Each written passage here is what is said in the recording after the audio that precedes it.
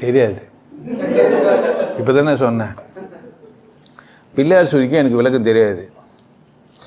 என்னாச்சு, நான் ஸ்கூலில் படிக்கும்போது மாதிரி அந்த ஊ மாதிரி போட்டு பிள்ளையார் சுழி விதவிதமாக போடுவாங்க. அதனால தான் எனக்கு தெரியாதுன்ட்டு. ஆளாளுக்கு விதவிதமாக போடுவாங்க. ஊ போட்டு போட்டுருவாங்க.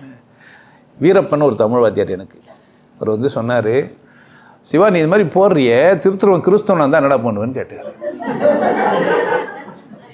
என்ன கேட்டார் தமிழ் வாத்தியார். எனக்கு பிடிக்கும் அவருக்கு. கவிதைலாம் எழுதுவேன் நான் 8வது 9வது படிக்கும்போது.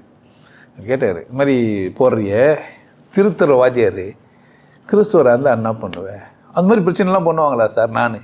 நான் கடவுள் தானே நேசிக்கிறேன், அப்படி தானே போட்டேன். அப்படி கிடையாது. அப்போ நான் சிலுவை போடுவேனே அப்படின்னு. மார்க் எங்கே 10வது போகும்போது அப்படி போவாது. இப்போ பிரச்சனை கிடையாது. இப்போ நாங்கள்லாம் இருக்கிறோம், எங்களுக்கு என்ன பண்ணுறேன் உங்களுக்கு தெரியுது. 10வது மார்க்கு யார் திருத்துவாங்க? நீ எப்போனா பிள்ளையார் சொல்லி போட்டுங்க. 10வது போகும்போது என்ன பண்ணாதீங்க, பிள்ளையார் சொல்லி போடாதீங்க. 10வது போகும்போது பிள்ளையார் சொல்லி போடுதுன்னா இப்போ இருந்தே போடாதீங்க. ஏன்னா பழக்க தோசையில் போட்டு என்ன ஆகிடும்,